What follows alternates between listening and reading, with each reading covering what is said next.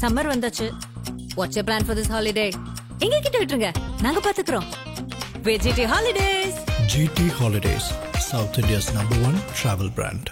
தல்லாக்குளம் எலும்பு roast, market mutton நெஞ்சு chops, Simmakkal வெங்காய குடல், விளக்கு தூண் ஜிகிர்தண்டான்னு மதுரை உணவுகளை சாப்பிட பாண்டி பஜார் பசும்பொன் ரெஸ்டாரண்ட்டுக்கு வாங்க. நல்ல வெரைட்டியா ருசியா சாப்பிடலாம். மறைந்தான் மண்ணுக்குள் வைரமாய் நம் மனோஜ். அவருடைய பையனை நாங்கள் பார்க்கும்போதே நாங்கள் பிரமிப்பாக பார்ப்போம். ஓகே, ஆனால் அந்த பையன் எதுவுமே இல்லாமல், அதாவது சும்மா சொல்லுவாங்க இல்லையா, டவுன் டு எர்த்துன்னு, அது யாருக்குன்னா மனோஜுக்கு தான். ரொம்ப தங்கமான பையன். எங்க நல்ல 2 வழி பார்த்துங்க. மனோஜோட மரணத்திற்கு காரணம் இதய வலி அல்ல, தனக்கு தானே கொடுத்து கொண்ட வலி. ஒன்று அப்பா உடைய ஒரு பெரிய பேரை காப்பாற்றணுன்றது ஒன்று வழி, இன்னொன்று டைரக்டராக பெருசாக சாதிக்கணுன்றது. ரெண்டுத்துலேயும் அன்ஃபார்ச்சுனேட்லி அவரால் அன்ஏபிள் டு சக்சஸ், என்னால் முடியலையோன்ற எண்ணம் வந்துருச்சு. அப்பா உயிரோடு இருக்கும்போது பையன் போயிட்டாருங்கிற வலி இருக்கு பார்த்தீங்களா, அது ஒரு கொடூர வலிங்க. ஆனால் அப்படி ஒரு கலைஞனுக்கெல்லாம் இப்படி வலிலாம் வரவே கூடாது. மனோஜோட இந்த நிலைக்கு காரணம் அவர் ஒரு வெற்றியாளர் இல்லையோ அப்படிங்கிறத அவரு நினைச்சதுனால அவரோட நினைப்ப அப்பா கிட்ட காட்டுறாரு. அப்பாவுக்கு என்ன வருதுன்னா, ஐயோ பையனை நம்ம யார் யாருக்கோ லிஃப்ட் பண்ணி விட்டோம், பையனுக்கு நம்ம பண்ணலையோ. நீங்க பழகின காலகட்டத்தில் என்னைக்காவது பிரவீன் எனக்கு இந்த ஆசை இருக்கு அப்படின்னு மனோஜ் உங்கள்கிட்ட ஏதாவது மனசை விட்டு பேசினது உண்டு? இருக்குங்க. அப்பா பேரை காப்பாற்ற வேற எதுவுமே இல்லை. அது கிட்டத்தட்ட நடந்துருச்சு இல்ல சார்? நடந்துருச்சு. அவரு அதுதான்மா. சரி, அப்ப எனக்கும் அறிவில்லை. நீ பிறக்கும் போதே நீ லக்கி ஃபெலோடா சொல்ல எனக்கு தெரியல. விஜய் அவர்கள் வந்து கேள்வி பட்டதுமே வந்தது நீங்க எப்படி பாக்குறீங்க? விஜய் சார் வந்து மனோஜ்குமார் நல்ல ஃப்ரெண்டு. ஏன்னா மனோஜை எல்லாருக்கும் பிடிக்கும். அந்த வலியின் வெளிப்பாடு அது மட்டும் இல்லை, பாரதி ராஜா சாருக்கு அது அந்த மரியாதை செய்யணுங்கிற அந்த நெசசிட்டி. ஒருவேளை அவர் வெளியூர்ல இருந்தால் கூட வந்திருப்பார். ஓகே, பக்கத்து வீட்டில் இருந்ததுனால மட்டும் வரல. விஜய் அவர்கள் வெளியூர்ல இருந்தெல்லாம் வந்திருப்பார். முக்கிய நிகழ்வுகளை உடனுக்குடன் குறுஞ்செய்தி வாயிலாக தெரிஞ்சுக்கல ஆதன் செயலில் உடன்படுங்க. டிஸ்கிரிப்ஷன் லிங்க் இருக்கு. ஆதன் சினிமா நேரில் அனைவருக்கும் ஒரு பெரிய வணக்கம். இன்னைக்கு ஒரு கருப்பு தினம் அப்படின்னே சொல்லலாம். மனோஜ் பாரதி ராஜா அவர்கள் இன்று நம்முடன் இல்லை அப்படின்ற ஒரு பெரிய வருத்தத்துடன் இந்த நிறைய விஷயங்கள் நம்ம அவரை பற்றின விஷயங்கள் பேச போகிறோம். பிரவீன் காந்தி சார் நம்ம கூட இணைஞ்சிருக்காரு. நிறைய அனுபவங்கள், நிறைய ஒரு பெரிய டிராவல் பாரதி ராஜா அவர்களோடையும் மனோஜ் அவர்களோடையும் இருக்கு. அதை பற்றி தான் பேசி தெரிஞ்சுக்க போகிறோம். வணக்கம் சார்.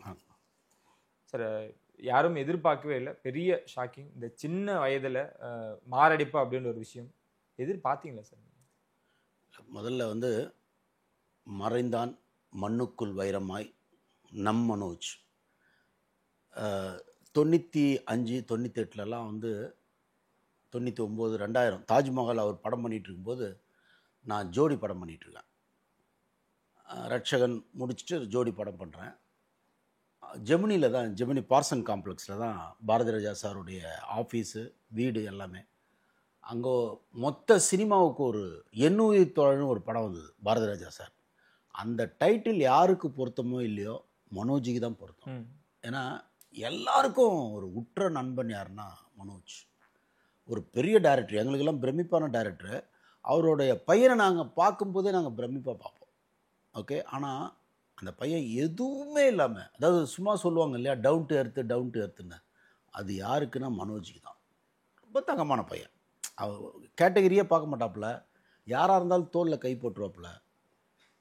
அவங்க அப்பாவுக்கு ஒரு வேளை பார்த்தா என்ன நம்ம பிள்ளை, ஆனால் அப்பாவும் ரொம்ப அந்த அந்த அந்த கேட்டகரி தான். பாரதி ராஜா சாரும் அந்த கேட்டகரி தான். ரொம்ப தங்கமான, அதாவது ஒரு சிலருடைய இழப்பு இருக்குல்ல, நம்மளுக்கு எங்கேயோ வலிக்கும். சின்ன வயசில் போயிட்டாருன்றது அது ரொம்ப, அதை விட அப்பா உயிரோடு இருக்காருங்க. ஒரு தந்தையோட உச்சபட்ச வலியே எது தெரியுமா? அவருக்கு 2 வலி பாரதி ராஜா சார். ஒரு வலி, தான் கண்ணு முன்னாடி எத்தனையோ சூப்பர் ஸ்டார்களை உருவாக்கியிருக்காருன்னு சொல்லலாம்.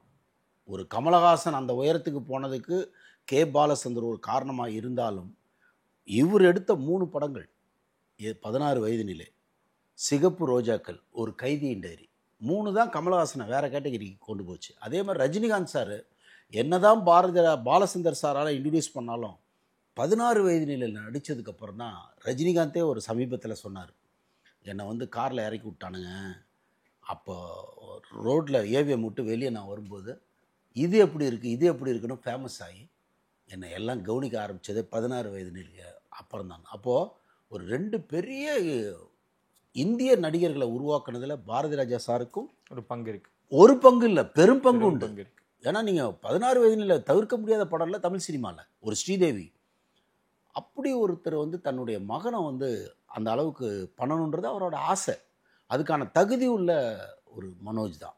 எனக்கு நேற்று நான் ஒருத்தர்கிட்ட பேசிட்டு இருக்கும்போது ஃபஸ்ட்டு படம் ரொம்ப நல்லா இருந்தாருங்க, க்யூட்டாக இருந்தாருங்க. ஆனால் அன்ஃபார்ச்சுனேட்லி கொஞ்சம் வேறு விஷயங்களால தான் அந்த படம் வந்து இதுவாகிடுச்சு.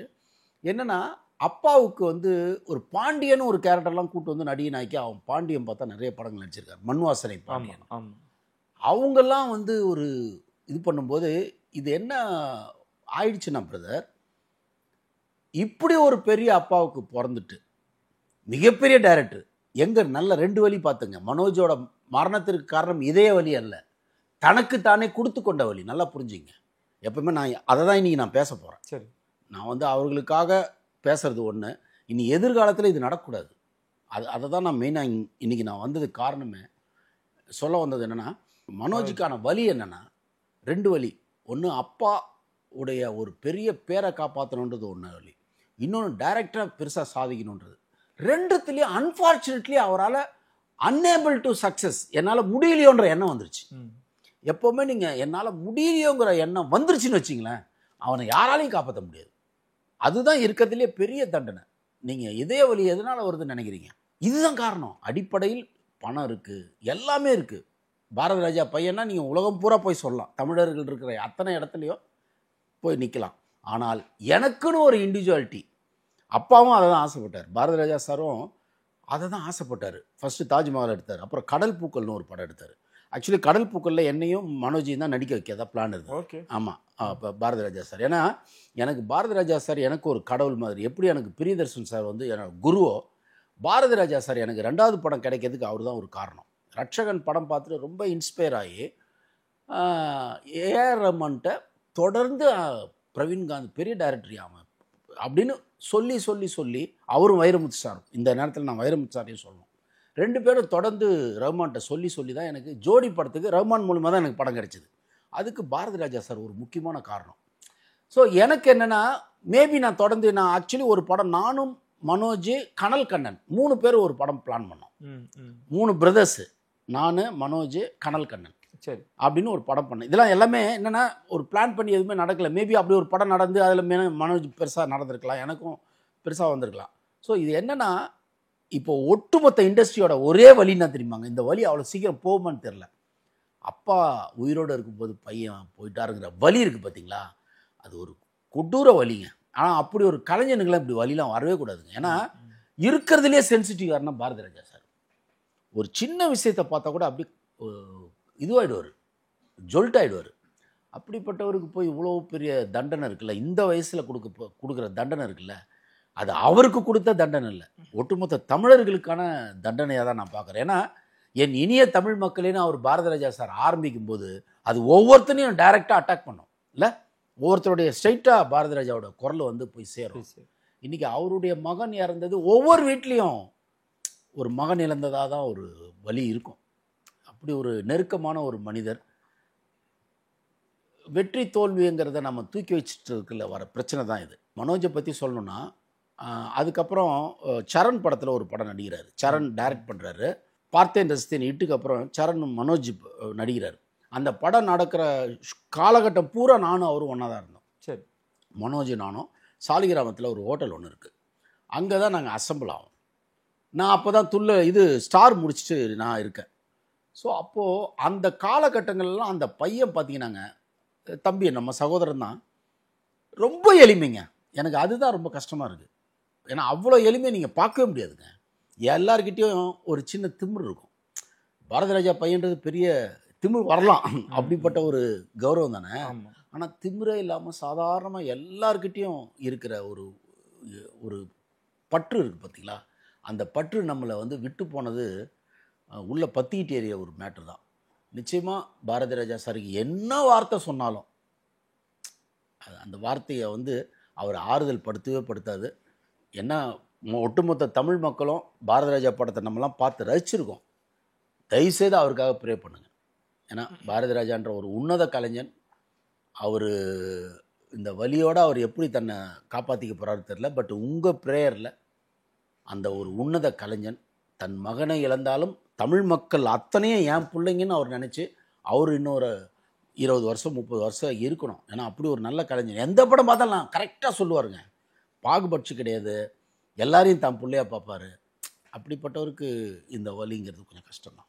மனோஜ் அவர்கள் மிக எளிமையானவர் அப்படின்றதுக்கு மிகப்பெரிய எடுத்துக்காட்டா இப்போ நாங்களாம் ஃபோன் பண்ணால் கூட சொல்லுங்க தம்பி அப்படின்னு இனிமையாக பேசக்கூடியவர் தான். அவரோட மறுமுகம் அப்படின்ற ஒரு விஷயம் இருக்குல்ல சார், என்னதான் பழகிறதுக்கு இனிவராக இருந்தாலுமே கூட சினிமா சார்ந்த விஷயங்கள் வரும் பொழுது என்ன அவருக்குள்ளார கேள்விகள் எழுந்துக்கிட்டே இருந்துச்சு சார். ஒரு இயக்குனராக என்னால் சாதிக்க முடியல, குறிப்பாக ஒரு ஹீரோவா அவரால் வலம் வர முடியல, பிரபலமான ஒரு நடிகர்கள் அந்த வரிசையில் நம்மளால வர முடியலன்னு வருத்தம் அவருக்குள்ள இருந்துகிட்டே இருந்தது. நிச்சயமாக இருக்கும். ஏன்னா அவங்க அப்பாவை ஃபேஸ் பண்ணும் போதில், ஏன்னா அவங்க அப்பா அதுக்கப்புறம் இன்னொரு படம் ஒன்று பண்ணார், வில்லேஜ் படம் ஒன்று பண்ணார், ஒரு 3-4 படம் பண்ணார். தன் மகனை எப்படியாவது லிஃப்ட் பண்ணணும்னு சொல்லிட்டு ஒரு அப்பாவா ஒரு மகனுக்கு செய்ய வேண்டிய கடமையை அவர் செஞ்சுக்கிட்டே இருந்தார்.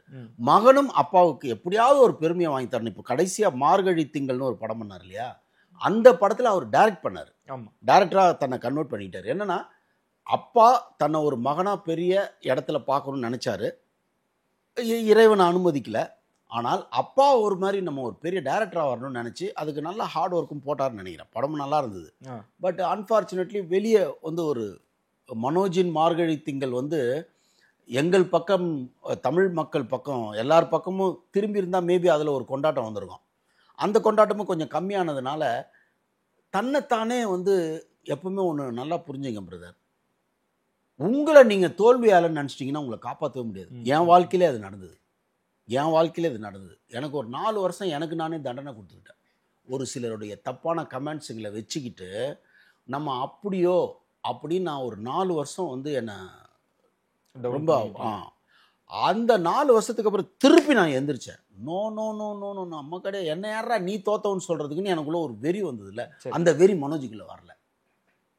மனோஜ் என்ன பண்ணிடுச்சுன்னா, மனோஜ் வந்து தன்னை ஒப்படைச்சிருச்சு. யார்கிட்ட? எதிரியோட வாயில் வந்து தன்னை ஒப்படைச்சிட்டாரு. எப்போவுமே ஒன்று நல்லா தெரிஞ்சுங்க, வெற்றி தோல்வி என்பதெல்லாம் ஒரு அனுபவம். ஓகே, நீங்கள் சினிமா 100 வருஷத்துக்கு முன்னாடி சினிமா இல்லைன்னா நம்ம வந்து சினிமாவில் வரலன்னா நம்ம வந்து செத்தாக போயிடுவோம். 100 வருஷம் தாங்க ஆகுது சினிமா. இப்போ 100 வருஷத்துக்கு முன்னாடி பிறந்தவங்களாம் என்ன பண்ணியிருப்பாங்க? சினிமா பார்க்க கூட பார்த்துருக்க மாட்டாங்க இல்லையா? அப்போது சினிமா மட்டும் வாழ்க்கை இல்லை, நிறைய இருக்குது உலகத்தில். அப்படியாக தன்னை டைவர்ட் பண்ணிக்கணும். ஒரு தொழிலில் நீங்கள் வந்து டிஸ்டர்ப் ஆகுறீங்க. அவர் நடிகராக வந்தார், மனோஜ் நடிகராக வந்தார். எல்லாமே ஃப்ளாப்புன்னு சொல்ல முடியாது. வருஷம் எல்லாம் வசந்தம்னு ஒரு படம், என்ன பாட்டுங்க, எங்கே அந்த வெண்ணிலா, காதலர்களோட கொண்டாடுற பாட்டு அது. எங்கே அந்த மனோஜின்னு நம்ம இப்போ பாடணும் இல்லையா? அந்த மாதிரி நல்லா ரியாக்ட் பண்ணியிருப்பார். ஏன்னா அந்த மனோஜ் சிரிச்சா அழகாக இருப்பாப்புல, க்யூட்டாக இருப்பாப்புல. ஸோ என்னன்னா, உங்களை நீங்கள் தோத்ததை உங்களால் ஒரு ஃபீல்டில் ஜெயிக்க முடியலங்கிறத நீங்கள் உங்கள் மனசில் உள்வாங்கவே கூடாது. இதயம் வந்து ரொம்ப சென்சிட்டிவ். இப்போ இது வரைக்கும் நான் மனோஜ் மூலமாக நான் இந்த அடுத்து வர இளைஞர்களுக்கு நான் உங்கள் சேனல் மூலமாக சொல்கிறது என்னென்னா, எந்த விஷயத்தையும் உள்ளே எடுத்து போட்டுக்காதீங்க. பெட்டுக்கு நீங்கள் போகும்போது உங்கள் பெட்டு உங்களுடைய நடந்த சம்பவங்களை சுமக்கிற இடமா இருக்கக்கூடாது. காலையிலேருந்து ஒன்று நடக்கும், நல்லது கெட்டது அவமானம் அசிங்கம் வெற்றி தோல்வி என்னென்னமோ நடந்துட்டு நீங்கள் அப்படியே வந்து பெட்டில் படுத்தீங்கன்னு வச்சிங்களேன், இந்த ஒரு 16 மணி நேரம் 8 மணி நேரம் 16 மணி நேரம் இதான கணக்கு. இந்த 16 மணி நேரம் ப்ளஸ் 8 மணி நேரம் 24 மணி நேரம் தண்டனை ஆகிடுது பெட்டு. இப்போ நீங்கள் என்ன பழகிக்கணும்னா, இந்த கட்டிலுக்கு நான் வரும்போது இந்த கர்மாந்திரத்தை தூக்கி வெளியே போடணும். இங்கே நீங்கள் வேற பிறப்பாக போய் படுக்கணும். அப்போ தான் நீங்கள் இதய வழியிலேருந்து தப்பிக்க முடியும். இங்கே என்ன ஆகுதுன்னா, எல்லாருமே அந்த வலியோடைய வேதனையோடையுமே கட்டிலுக்கும் கண்டினியூ ஆகுறாங்க. அப்போ என்ன ஆகுதுன்னா, கட்டிலையும் உங்களுடைய வலிகள் கண்டினியூ ஆகுது, சுமக்கப்படுது. இப்போ ஒரு ஒய்ஃப் இருக்காங்கன்னு வச்சிங்களேன், அந்த ஒய்ஃப் என்ன பண்ணுவாங்கன்னா, ஒய்ஃபோ பசங்களோ ஃபேமிலி வாட்டவோ இவருக்கு சப்போர்ட் பண்ணுறேன்னு சொல்லிட்டு திருப்பி அதை வந்து அதிகப்படுத்தி விட்டுருவாங்க. அந்த வழியில் ஆமாங்க என்ன இருந்தாலும் அப்பா பேரை காப்பாற்றணும்ல, உங்களுக்கு கஷ்டம் தாங்கன்னு சொல்லும்போது இல்லை அது ஒரு ஊண்டிங்காகவே ஆகும். அதெல்லாம் ஒன்றும் கிடையாது, அதெல்லாம் ஒன்றுமே கிடையாது. நீங்கள் எதில் எப்போ ஜெயிப்பீங்கன்னு யாருக்கும் தெரியாது. அதனால் தமிழ் இளைஞர்கள் தயவுசெய்து உங்கள் ஹெல்த்தை நீங்கள் பத்திரப்படுத்திக்கணும்னா உங்கள் மனசை பத்திரப்படுத்திங்க. மனசு தான் மனோஜின் மனசை பாரதி ராஜா சாரோட மனசை கூட இப்போ வந்து மீட்டெடுக்கணும்.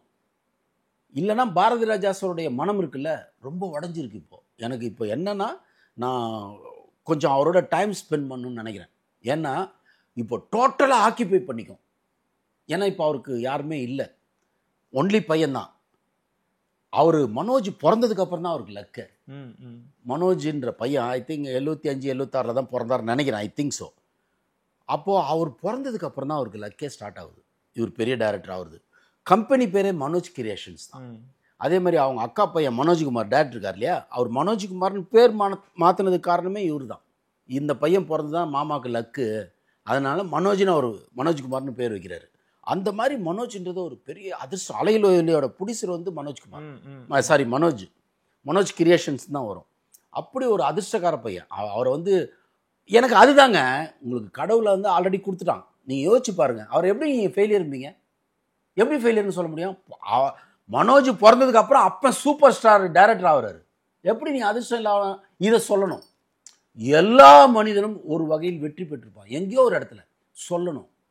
நீ தாயா உங்கள் அப்பா மனோஜ் கிரியேஷன்ற பேரில் தாயா கோடி கோடியாக சம்பாதிச்சாரு. உன் மாமன் உன் பேரை வச்சுட்டு தாயா அவர் ஒரு 30 படம் டைரக்ட் பண்ணிட்டார், 20-30 படம் டைரக்ட் பண்ணிட்டார். ஸோ இவ்வளோ நடந்திருக்குன்னா நீ அதிர்ஷ்டக்காரன் தான். ஏன்னு சொல்ல ஆள் இல்லை. புரியுதா உங்களுக்கு? எல்லாருக்கும் இது மாதிரி ஒரு ஷேடு இருக்கும்.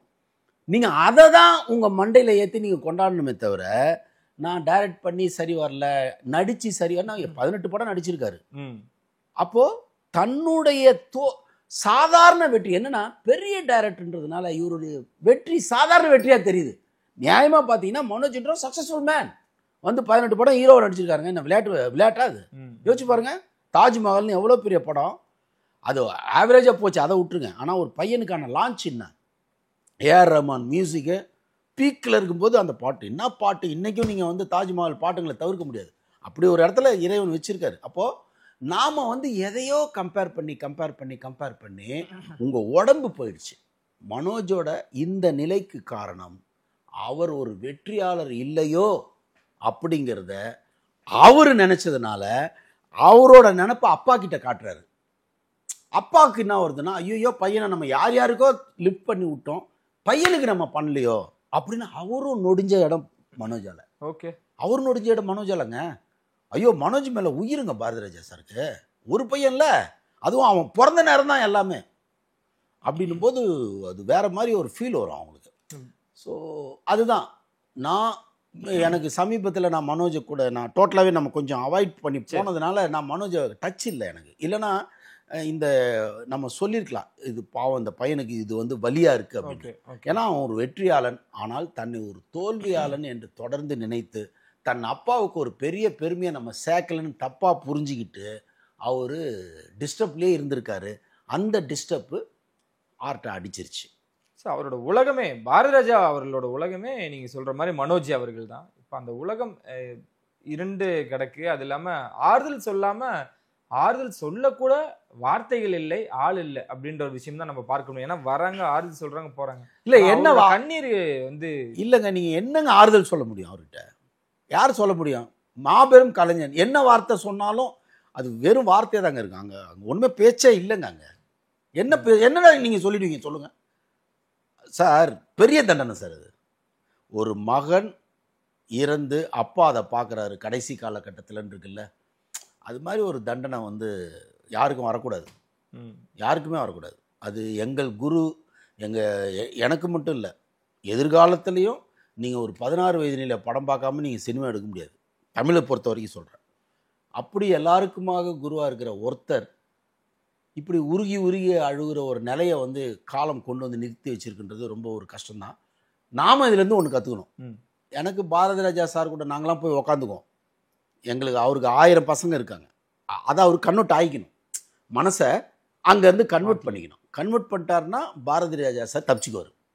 ஏன்னா ஒன்ஸ் ஒன்றை வாங்கிடுச்சுனாங்க மனசு நான் திருப்பி மனசு நான் சொல்கிறது என்னென்னா மனம் தான் எல்லாத்துக்கும் காரணமாக இருக்குது. ஒருத்தனுடைய வெற்றி, ஒருத்தனுடைய தோல்வி, ஒருத்தனுடைய மரணம், ஒருத்தனுடைய நோய், எல்லாத்துக்கும் காரணம் மனம். அந்த மரணத்தை அந்த மனசை நம்ம என்ன பண்ணுறோம்னா கவனிக்கிறதே இல்லை. அதுக்கான ட்ரைனிங்கே கொடுக்கல. நீங்கள் ஸ்கூலில் எதையோ கற்றுக் கொடுக்குறீங்க. உன் மனசை நீ எப்படி கையாளணும் அப்படிங்கிறது இல்லை. அது பாரதி ராஜா சாருக்கும் இல்லை, மனோஜுக்கும் இல்லை. ஸோ அதனால் என்னென்னா மனோஜுக்கு அந்த மாதிரியான ஒரு ஆள் இல்லாதனால அது தவிர்த்துருச்சு.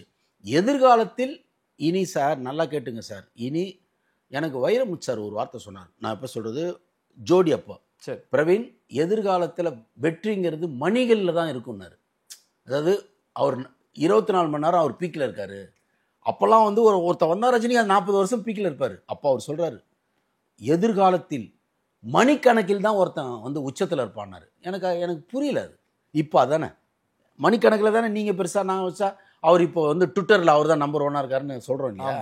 அது மாதிரி எதிர்கால இளைஞர்களுக்கு ஒரு மிகப்பெரிய நெருக்கடி இருக்குது. நீங்கள் சக்ஸஸ்ஃபுல் மேனாக இருங்க, ஃபெயிலியர் மேனாக இருங்க, ஆனால் பெரிய நெருக்கடியை நீங்கள் ஃபேஸ் பண்ணுறீங்க. என்னென்னா உங்களுடைய வாழ்க்கையில் இப்போ நடக்கிறத வச்சு நீங்கள் உங்களை டிசைட் பண்ணாதீங்க. அது ஃபெயிலியராக இருக்கலாம், சக்ஸஸாக இருக்கலாம். ரெண்டுத்தையும் வச்சுக்கிட்டு நீங்கள் உங்கள் மனசை அதோட ஒப்பிடாதீங்க. ஒப்பிட்டீங்கன்னா உங்கள் மனசு உங்களை எங்கேயோ கொண்டு போய் சொல்லிடும். நீங்கள் அதை கையாளுற எஜமானாக மாறணும். மனதை கையாளக்கூடிய எஜமானாக மாறினா மட்டும்தான் எதிர்காலத்தில் பல மனோஜிகள் தப்பிப்பார்கள். மனோஜின்னு பேர் என்னன்னா மனம். அந்த மனத்தை கையாள மனோஜிக்கு தெரியல. சரி சொல்லு. நீங்கள் பழகின காலகட்டத்தில் என்னைக்காவது பிரவீன் எனக்கு இந்த ஆசை இருக்கு அப்படின்னு மனோஜ் உங்கள்கிட்ட ஏதாவது மனசை விட்டு பேசுனது உண்டு? இருக்குங்க. அப்பா பேரை காப்பாற்றும், வேற எதுவுமே இல்லை. அது கிட்டத்தட்ட நடந்துருச்சு இல்லை சார்? நடந்துருச்சு. அவரு அதுதான்மா. சி அப்போ எனக்கும் அறிவில்லை. நீ பிறக்கும் போதே நீ லக்கி ஃபீலோடா சொல்ல எனக்கு தெரியல. இப்போ நமக்கு தெரியுது. ஆமாம் இல்லை, பிறக்கும் போதே அவன் அதிர்ஷ்டக்காரனாச்சு. அவன் பிறந்ததுக்கு அப்புறம் தான் அப்பா பெரிய டைரக்டர் ஆகுறாரு. மனோஜ் கிரியேஷன் பிக்சர் ஓப்பனிங்லேயே இவர் தான் ஓடி வருவார். ஆமாம், மனோஜ் அண்ட் ஜனனின்னு நினைக்கிறேன். தங்கச்சி பேர் வந்து ஜனனி, ஐ திங்க் ஸோ.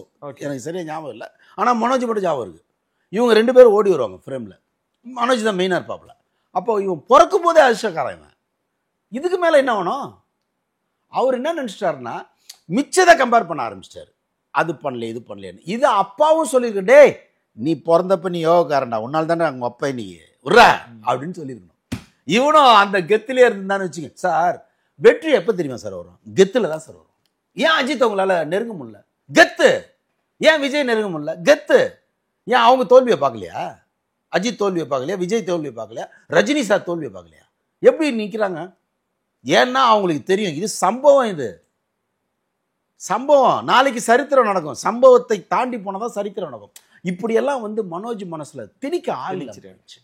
அதுதான் அந்த ஒரே மனோஜுக்கு ஒரே எண்ணம், என் அப்பா என்னை ரொம்ப நம்புறான். அப்பப்போ அவன் பேசுவாப்புல, அது ஒரு லவ்வில், எங்கள் அப்பா என்னை ரொம்ப நம்புறான், ஏதாவது அவனுக்கு செய்யணும் அப்படிப்பாப்புல. பாவமாக இருக்கு நமக்கு.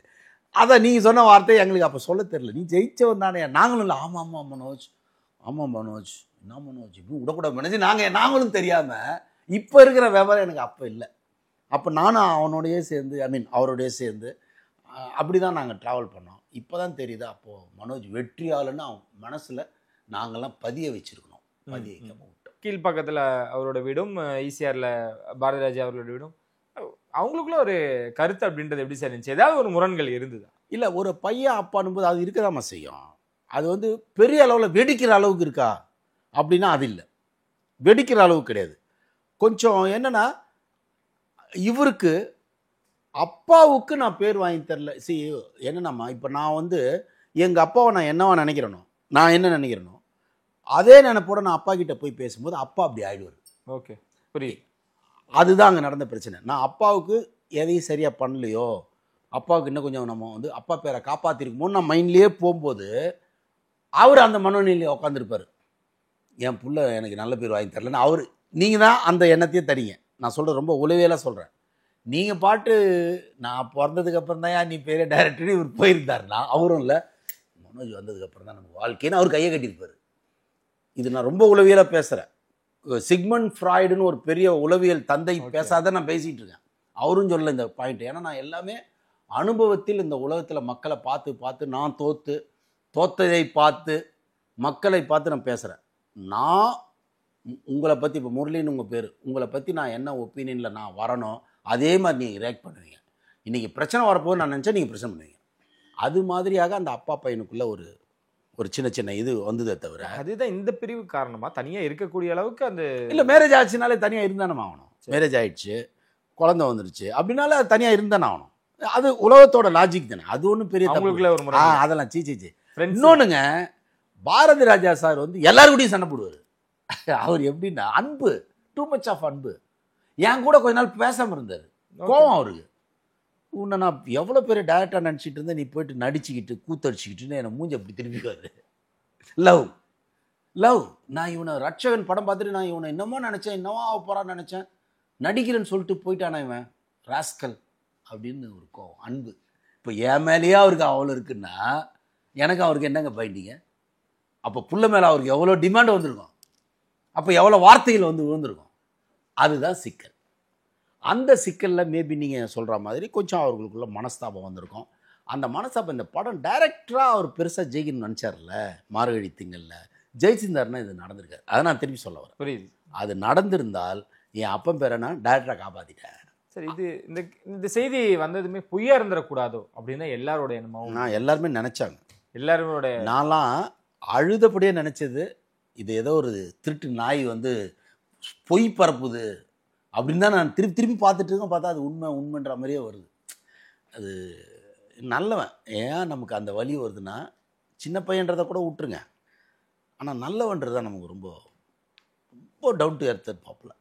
நீங்கள் சொன்ன மாதிரி பொய்யாதான், ஒரு பொய்யாவது சொல் விதியே அப்படின்ற மாதிரி தான் நமக்கு தோணுச்சு. தெரியல, எல்லாருமே ஓடி வந்துட்டாங்க. முதலாளா என்னோட ஆசானுக்கு நாங்கள் பண்ணக்கூடிய விஷயம், என்னோட நண்பனுக்கு பண்ணக்கூடிய விஷயம் அப்படின்ட்டு நிறைய பேர் வந்தாலுமே கூட பக்கத்து வீட்டுக்காரர், என்னோட நண்பர், என்னோட தோஸ்து, என்னோட வரதராஜா அவர்களின் மகன் அப்படின்ற பொழுது அவர் எனக்கும் நானும் அவங்க வீட்டில் ஒருத்தர் அப்படின்ட்டு பக்கத்து வீட்டில் இருக்கக்கூடிய விஜய் அவர்கள் அவ்வளோ கூட்ட நெரிசலுமே எல்லாருமே பார்த்துட்டு போனாங்க. விஜய் அவர்கள் கேள்விப்பட்டதுமே வந்ததை நீங்கள் எப்படி பார்க்க? இல்லை, விஜய்க்கு இப்போ ஒரு கட்சி தலைவராக மாறிட்டார். நிறைய கடமைகள் இருக்குது. அந்த கட்சி தலைவர் இதெல்லாம் போக தமிழ் சினிமாவில் பாரதி ராஜா சார்ன்றது அவர் குடும்பத்தில் எந்த ஒரு நல்லதும் கெட்டதும் நாங்கள்லாம் போய் நிற்கணும். ஏன்னா எங்களோட ரோல் மாடல் அவர். அது மாதிரி தான் விஜய் சார் இருக்கும். விஜய் சார் மனோஜ்குமார் நல்ல ஃப்ரெண்டு. ஏன்னா மனோஜை எல்லாருக்கும் பிடிக்கும். என்னன்னா எனக்கு மட்டும் இல்லை, எல்லாருக்கும் பிடிக்கும். பழகிட்டா மனோஜை விடவே மாட்டாங்க. அப்படி ஒரு சிரிச்ச முகமாக நமக்கு ஒரு மரியாதை இருக்கும்ல, பாரதி ராஜா சார் பையன் அது இருக்கவே இருக்காது. அப்படின்னும் போதே நமக்கு லவ் கூடும்ல. அவர் அந்த சீன்லாம் போட மாட்டார். அப்படி விஜய் சாருக்கு அப்படி தான் ஃப்ரெண்டாக இருந்திருப்பார். அவர் நிச்சயமாக இருந்திருப்பார். அப்போது விஜய் சாருக்கு என்னென்னா அவருக்கு ஷாக்கிங்காக இருக்கும் இல்லை, சம வயசு. அதே 96 97 தான் தாஜ்மஹால். சார் 94 வராரு, கொஞ்சம் ஏழியராக வந்துட்டார். பட்டு சம வயசு, பாவம் அவனும் வந்திருக்கணும் இல்லைன்னு தோணும் இல்லைங்க. அவனும் தான் நல்லா இருந்திருக்கும்ல அப்படின்னு இருக்கும். அந்த வலி இருந்திருக்கும். அந்த வலியின் வெளிப்பாடு. அது மட்டும் இல்லை, பாரதி ராஜா சாருக்கு அந்த மரியாதை செய்யணுங்கிற அந்த நெசசிட்டி. ஒருவேளை அவர் வெளியூரில் இருந்தால் கூட வந்திருப்பார். ஓகே, பக்கத்து வீட்டில் இருந்ததுனால மட்டும் வரல. விஜய் அவர்கள் வெளியூரில் இருந்தெல்லாம் வந்திருப்பார். ஏன்னா பாரதி ராஜா சார் ப்ளஸ் மனோஜ் மேலே இருக்கிற லவ். இதையும் தாண்டி தன்னோட நண்பர், அவரோட முதல் தாஜ்மஹால் படத்தோட பாடலை அவர்கிட்ட தான் போட்டு காமிச்சு அப்படின்னு சொல்லக்கூடிய அஜித்குமார் அவர்களும் தொலைபேசி மூலயமா நிறைய விஷயங்கள் பேசியிருந்தாலும் கேள்விப்பட்டோம். அதில் அவங்க தெளிவாக இருக்காங்களே சார், தன்னோட குடும்பத்தில் சினிமா துறை கொண்டுனா கண்டிப்பாக நாங்களும் முன்னிப்போன்னு அஜித்குமார் அந்த விஷயத்தில் தெளிவு. சார் எல்லா இடங்களுக்கும் போகலன்னா கூட கொஞ்சம் டெத்துங்களை தவிர்க்காமல் வந்துடுவார். ஓகே, கொஞ்சம் நிறைய இந்த ஃபங்க்ஷனுக்கெல்லாம் கூப்பிட்டா தான் கொஞ்சம் யோசிப்பாரை தவிர, இந்த மாதிரி டெத்து நிச்சயமாக பாரதி ராஜா சாரை பார்ப்பார். அவர் பார்த்துருவார். ஏன்னா ஒரு மனிதன் இறந்ததுக்கப்புறம் அவனை நீங்கள் திருப்பி பார்க்க முடியாது இல்லைங்க. இல்லை, நமக்கு என்னதான் நாம் பெரிய ஆளாக இருந்தாலும் அந்த இறந்துட்டான்ல, அப்போ அந்த இடத்துல நம்ம எதையுமே பார்க்கக்கூடாது. அந்த அஜித்தோட அடிப்படை குவாலிட்டியில் ஒன்று என்னென்னா, எல்லாரையும் மதிக்கிறதுன்னு ஒரு பெரிய குவாலிட்டி வச்சுருக்காரு அவர். ஒரு 10 வயசுக்கு மேலே நீங்கள் ஒரு குழந்தைக்கு அப்பாவை ஆயிட்டீங்கனால ஒரு அப்பாவோட வலி தெரியும். அஜித்தாக இருந்தாலும் அப்பாவோட வலி தெரியும். பாரதி ராஜான்ற அந்த கலைஞன், மகா கலைஞன் எவ்வளோ துடிப்பான். எல்லாரோட ஒரே வழி அதுதாங்க. 83 வயசு சார், டைரக்டர் சாருக்கு. அது வண்டியில் வரும்போதே நமக்கு தெரியுது அவர் எவ்வளோ உடஞ்சிருப்பாருன்னு. அதை எல்லாருமே ஃபீல் பண்ணுவாங்கல்ல. அவர் படத்தில் நடிக்கிறோம், நடிகர், தட் இஸ் டிஃப்ரெண்ட். ஆனால் தமிழ் சினிமா இன்றைக்கி உயரத்தில் நிற்கிறதுக்கு காரணம் பாரதி ராஜா, பாலச்சந்தர், மணிரத்னம், சங்கர், இவங்களாம் தான் அதை தூக்கி இப்படி வச்சவங்க. அதில் ஒன்று, அந்த குடும்பத்தில் ஒன்றுனமா நம்ம குடும்பத்துக்கே ஒன்றுன்ற மாதிரி டைரக்ஷன் சினிமா உலகத்துக்கே ஒரு இழப்பு வந்த மாதிரி. அதனால் அஜித் அவர்கள் அது நேராக வந்து தன்னுடைய கஷ்டத்தை காட்டியே தீர்வார், காட்டுவார். மனோஜ் அவர்கள் நம்ம விட்டு மறைஞ்சாலும் கண்டிப்பாக நம்ம கூட தானே சார் இருக்கார். எப்பவுமே தன்னோட அப்பாவோடையும். இல்லை, அது என்னன்னா, நான் இன்னொன்று சொல்கிறேன், இதை எந்த அளவுக்கு புரிஞ்சுக்கிறவங்க எடுத்துக்கிறாங்கன்னு இல்லை. சரி, ஒவ்வொரு மனிதனும் கடைசி அந்த உயிர் போகிற நேரத்தில் ஒரு எண்ணம் ஒன்று இருக்கும், தாட்ஸ் ஒன்று இருக்கும். அந்த தாட்ஸ் தான் அடுத்த பிறவியை டிசைட் பண்ணும். ஓகே, அதனால் மரணம் வரும்போது கூட நீங்கள் உஷாராக இருக்கணும், விழிப்புணர்வோடு இருக்கணும். மரணம் வந்துடுச்சு, பரவாயில்ல, அடுத்து இந்த உலகத்தையே ஆள்ற டைரக்டர் நான் தாண்டு மனோஜ் செத்துட்டாருன்னா, மனோஜ் அடுத்து ஒரு பெரிய டைரக்டர் குழந்தைய பிறப்பாப்புல. ஓகே, அதான் கணக்கு. அந்த நேரத்தில் ஐயோ சொதப்பிடுமேன்னு நினைக்கக்கூடாது. ஏன்னா அது நடக்குது, இது காலகாலமாக நடக்குதுமா. நம்ம இது பல கோடி வருஷமாக இது நடக்குது. மனிதன் வரதும் போகிறதும் பல கோடி வருஷமாக. அதில் இப்போ ஒரு இது நான் மனோஜ் போனதை வச்சு எதிர்கால இளைஞர்களுக்கு நான் சொல்கிற ஒரே அட்வைஸ் கூட கிடையாது, புரிதல். எக்காரணத்தை கொண்டும் வெற்றி தோல்வியை வச்சு உங்களை நீங்கள் டிசைட் பண்ணாதீங்க. அது சம்பவம். உங்களுக்குள்ளே நீங்கள் எப்போவுமே சக்ஸஸ்ஃபுல் மேனுன்னு நினைங்க. ஏன்னா மனுஷனாக பிறந்துட்டாலே நீங்கள் சக்ஸஸ்ஃபுல் மேன். நீங்கள் கடவுள் வரைக்கும் போகலாம். நல்லா கேட்டுங்க, மனுஷனை நீங்கள் பிறந்துட்டாலே உங்களுடைய எண்டு எதுன்னு பார்த்தா கடவுள். அப்படி தான் ஒரு புத்தர் வந்தார், அப்படி தான் ஒரு இயேசு வந்தார். பல பேர் வந்திருக்காங்க, மகாத்மா காந்தியிலேருந்து பல பேர் வந்திருக்காங்க. அதனால் மனிதன் எக்காரணத்தை கொண்டும் நடந்த சம்பவங்களை வச்சு தன்னை சின்னதாக சுருக்கவே கூடாது. அவன் பெருசாக விரிஞ்சு விரிஞ்சு விரிஞ்சு ஒவ்வொரு மனிதனும் தன்னை வளர்த்துக்கிட்டே போகணும். அப்படி வளர்த்துக்கிறதுக்கு நீங்கள்லாம் உங்களை தயார்படுத்திக்கிறது தான் மனோஜ் மாதிரியான ஆட்கள் அப்பப்போ போய் உங்களுக்கு காட்டுறாங்க. எங்களை மாதிரி தப்பு பண்ணாதீங்க, எப்போவுமே நம்பிக்கையோடு இருங்கன்னு இளைஞர்களுக்கு மனோஜ் இறந்தும் ஒரு நம்பிக்கையை விதைத்து விட்டு போயிருக்கிறார். யாரும் தோல்வியாளர்கள் இல்லை.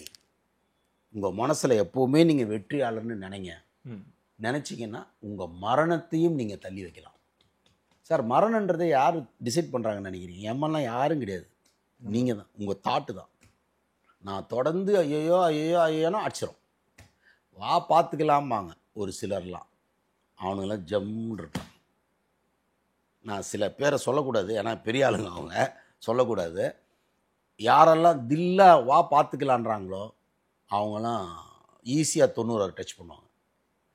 ஐயோ நம்ம சொதப்பிட்டோமோ, தோத்துட்டோமோ, அப்பா அம்மாவுக்கு நல்ல பேர் வாங்கி தரலையோன்னு பயந்தவங்க எல்லாமே இந்த மாதிரி ஆகிடும். அதனால் எதிர்கால இளைஞர்கள் தயவுசெய்து மனோஜை ஒரு முன்மாதிரியாக எடுத்துக்கொண்டு மரணத்தை தவிர்த்தால் அது மனோஜுக்கு பெருமை. ரொம்ப நன்றி சார்.